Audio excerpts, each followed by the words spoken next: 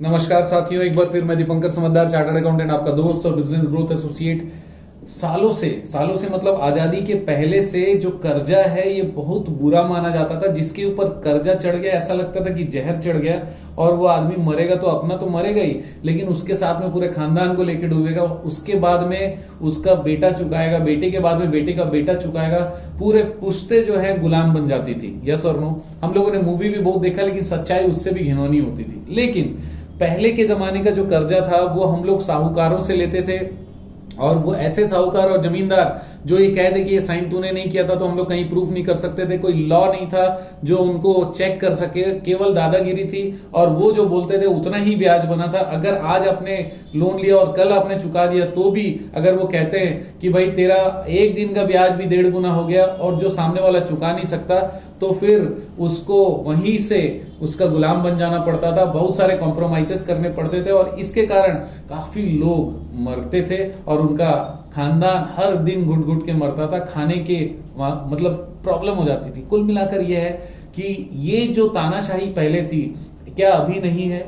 अभी भी है, लेकिन अभी लॉ भी साथ में, कॉन्स्टिट्यूशन भी साथ में, बहुत सारे रूल्स रेगुलेशन भी साथ में है। तो जिसके कारण जो आत्महत्या है, जो कि एकदम परमानेंट सॉल्यूशन हम लोग सोचते हैं, वो टेम्पररी प्रॉब्लम के लिए है।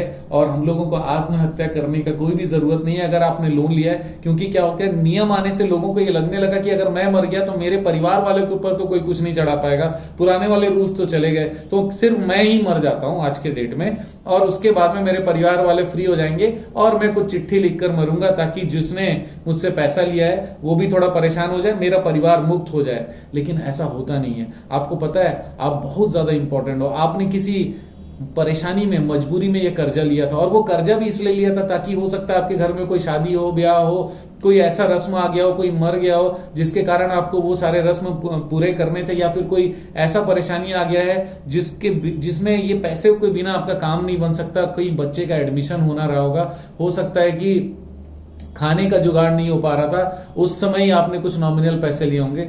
लेकिन दिन चेंज हो चुका है, लोग नॉलेजेबल बनते जा रहे हैं और काफी सारे रास्ते हैं ताकि आप फंसे नहीं इस तंत्र में। देखिए, अगर आप फंस चुके हैं तो उसके लिए मैं अलग से वीडियो बनाऊंगा। नीचे कमेंट करिएगा सर मैं फंस गया हूं, तो मैं उसके लिए अलग से वीडियो बनाऊंगा। लेकिन अभी अगर आप नहीं फंसे हो या फिर ऑलरेडी फंस चुके हो, उसके बाद भी क्या करना चाहिए ये मैं आपको आज बताने वाला हूं। तो फिर से आत्महत्या नहीं करना है। मैं वीडियो चालू कर रहा हूं, ध्यान से लास्ट तक देखिएगा, आपको समझ में आएगा। पहला चीज ये कि आपको जब भी लोन लेना रहता है, आपको लगता है मैं बहुत बड़ा जरूरतमंद हूं और मुझसे ज्यादा जरूरतमंद कोई नहीं है। जब आप सबसे पहले बैंक के पास जाते हो तो बैंक पूरा प्रयास करता है कि आपको लोन नहीं दे।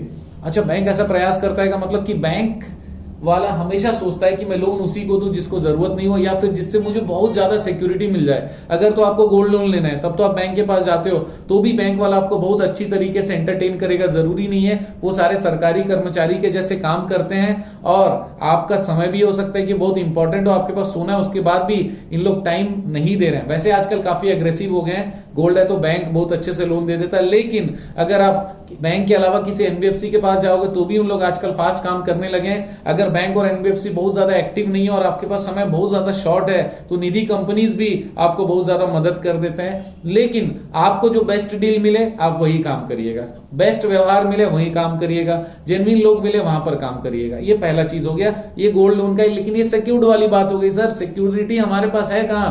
हमको तो पैसे की जरूरत है और हम लोग रोज कमाते हैं, रोज खाते हैं, या फिर मैं नौकरी करता हूं। जितने लोन सिक्योरिटी के अगेंस्ट में मिल सकते थे मैंने सारे ऑलरेडी लिए हुए हैं। अभी मेरे पास एक ही रास्ता कि अनसिक्योर्ड लोन ले लूं। तब भी आप अपने आप को बहुत बड़ा जरूरतमंद समझते हो और आप सोचते हो कि जो मुझे पैसा देवे मैं उससे पैसा ले लूं। इस जगह पे आपको क्या करना चाहिए? सबसे पहली बात आप ये देखो कि साहूकारी का नियम है, आरबीआई के एक्ट के तहत स्टेट को गाइडेंस दिया गया कि आप अपना स्टेट का एक्ट बना लीजिए, मनी लेंडिंग जिसको साहूकारी बोलते हैं। तो साहूकारी एक्ट बना हुआ है हर स्टेट में। उस एक्ट के अनुसार में जिसके पास लाइसेंस होगा आप उनके पास में जाने का प्रयास करिए। और ये पता कैसे चलेगा? बहुत आसान नहीं है। आप अपने ही शहर में थोड़ा सा गाड़ी लेकर घूमेंगे ना, आपको पता चल जाएगा। बहुत सारे लोग हैं जरूरतमंद जो पैसे लेते हैं, वो बताएंगे कि भाई मेरा वाले से मत लेना, मेरे वाले से लेना। फीडबैक भी आप ले सकते हो। आज ही पैसा चाहिए तो भी एक दिन आप घूम लो, पहला चीज। दूसरा चीज ये, आप गूगल में सर्च कर सकते हो licensed money lender in our area.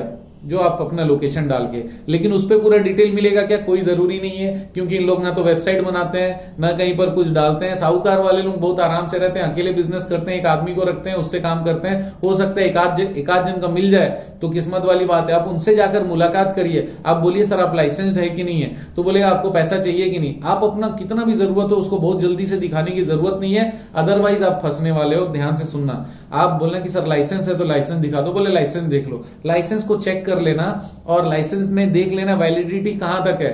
अगर वैलिडिटी खत्म हो चुकी है तो फिर वापस से उसने रिन्यू कराया कि नहीं कराया। फॉर एग्जांपल लगभग 8-9 स्टेट ऐसे हैं जो पिछले 2 साल के अंदर में लाइसेंस देना बंद कर चुके हैं, तो साहूकारी लाइसेंस बंद ही हो चुका है। यूपी हो गया और झारखंड हो गया, बिहार हो गया, बहुत सारे जगह पे हमारे पास उनका कॉल आता है कि सर हमारे यहाँ पे अब नहीं मिल रहा है। तो आप लोग जिस भी स्टेट से जहां बंद हो चुका है वो भी कमेंट कर सकते हो कि सर मेरे यहाँ पे बंद हो चुका है, आप लिखिए, मैं समझ जाऊंगा, राइट। पहला चीज।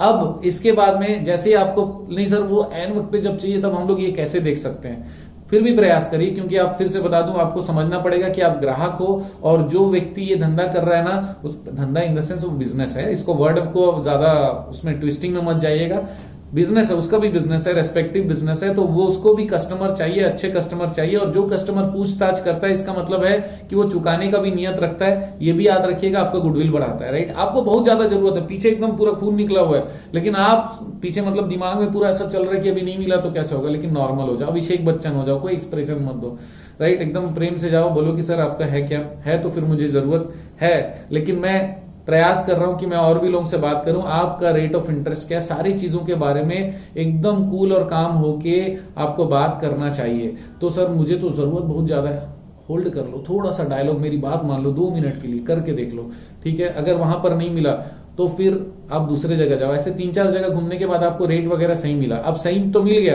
लेकिन सामने वाला बोलता है कि भाई मैं तो आपसे तुरंत एक जगह साइन कराऊंगा और आपको पैसा तुरंत दे दूंगा, लेकिन मुझे पैसे भी तत्काल ही चाहिए। उस केस में भी मुझे थोड़ा सा रुकने का जरूरत है, मुझे कहना पड़ेगा कि सर एग्रीमेंट प्रॉपर बनवाइए, उसमें प्रॉमिसरी नोट भी बनवा लीजिए, आप ही सब चीज रेडी कर दीजिए, मैं बस एक बार चेक कर लूंगा। हमारे एक सीए हैं, उनसे भी मैं चेक करा लूंगा, भले आपका सीए नहीं है, आप बोलो कि हमारे एक सीए हैं, भले आपका वकील नहीं, आप बोलो कि मेरा एक वकील है, मैं उनसे चेक करा लूंगा। अगर आपको लगता है कि मेरी हेल्प की जरूरत है, मेरी टीम से बात कर लेना, राइट। हम लोग भी कंसल्टेंसी चार्ज लेके ही काम करने वाले हैं, लेकिन आपका काम उस समय हो जाएगा, आपको किसी को खोजने जाने की जरूरत नहीं है। ऑनलाइन मेरी वीडियो देख रहे हो, तुरंत हेल्प ले सकते हो, आप भेज दो, एग्रीमेंट हम लोग चेक कर लेंगे, उसमें कुछ चेंजेस होगा बता देंगे, आप उसको चेंजेस को सामने वाले को बोल के करवा के आप आगे बढ़िए। सर वो मान ही नहीं रहा है, नहीं मान रहा है, आप उसको छोड़ दो, ऐसे 10 जन बैठे हुए पैसा देने के लिए, क्योंकि मार्केट में कैश वाले भी बहुत हैं और चेक वाले भी बहुत हैं जो लोन देने के लिए तैयार है।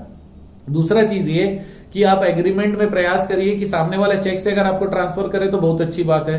तीसरा चीज ये, एग्रीमेंट में सारा टर्म्स लिखा रहा है, उसके बाद आप साइन करो तो अच्छी बात है, और जो चीज नहीं होगा उसके बाद में आगे बताने वाला हूं, ठीक है। सर वो ब्लैंक में साइन करा लिया, वो चेक ब्लैंक में साइन करा लिया, हो चुका है तो उसका उपाय मैं आगे बताऊंगा, लेकिन नहीं हुआ है तो मत करना भाई। अगर आपको चेक देना पड़े तो चेक में पूरा अमाउंट लिखना और उसके पीछे लिख देना कि ये गारंटी वाला चेक है, और अगर पीछे नहीं भी लिखना हो तो एक एग्रीमेंट के साथ में लिखना मैंने गारंटी के तौर पे ये वाला चेक दिया और ये चेक कब लगाना है और कब नहीं लगाना है। इससे रिलेटेड भी मैं अलग से एक वीडियो बनाऊंगा अगर आप चाहोगे तो, कि चेक को किस तरीके से देना है, राइट। तो चेक भी अगर ब्लैंक चला गया तब भी हम लोग को एक अलग से एग्रीमेंट, उनको एग्रीमेंट में लिख कर उसकी फोटो कॉपी भी आप ले लो या फोटो भी खींच लो, ये जरूर कर लो, ठीक है सर। सर ये सारी चीजें मैंने नहीं की है, तो भी अगर आपने नहीं किया तो नीचे कमेंट में लिखो कि सर मैंने एक ब्लैंक चेक दे दिया, ब्लैंक एग्रीमेंट ले दिया। मैं ब्लैंक चेक और ब्लैंक एग्रीमेंट की अलग वीडियो बना दूंगा। फिलहाल आप ब्लैंक चेक नहीं दोगे, ब्लैंक एग्रीमेंट नहीं दोगे, आप ये समझोगे कि आप कस्टमर हो। कस्टमर भगवान होता है किसके लिए, जो आपको पैसे दे रहा है। तो आप ये मत सोचना कि वो मालिक बन गया, वो एक्चुअल में सेलर है, आप कस्टमर हो।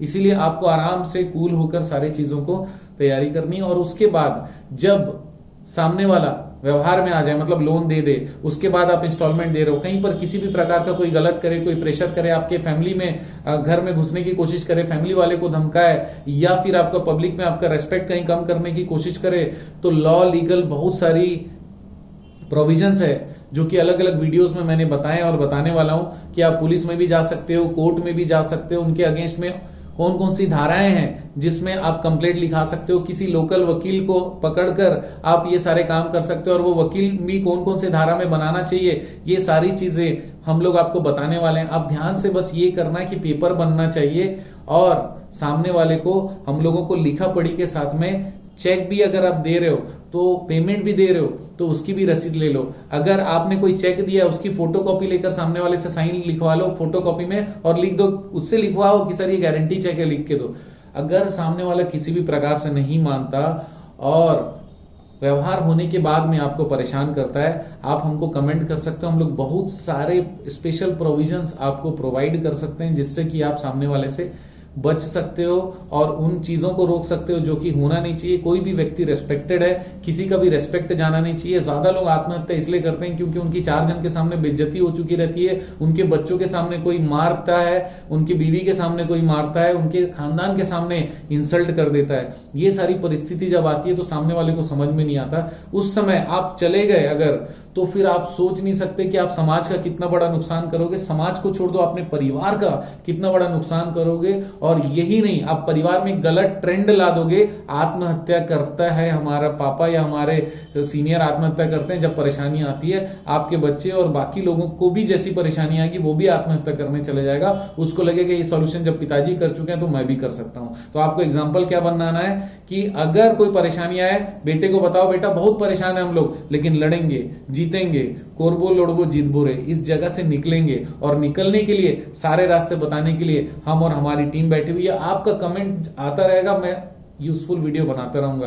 कहीं जाना नहीं, न चैनल से न दुनिया से। आप जानते हो मेरा मिशन है हमेशा आप लोगों की मदद करना और समय पर सारी जानकारी देना। डटे रहिएगा, बने रहिएगा मेरे साथ, जबरदस्त काम करिएगा और अपने परिवार के लिए इंस्पिरेशन बनिएगा। आपका दिन जबरदस्त और शुभ हो।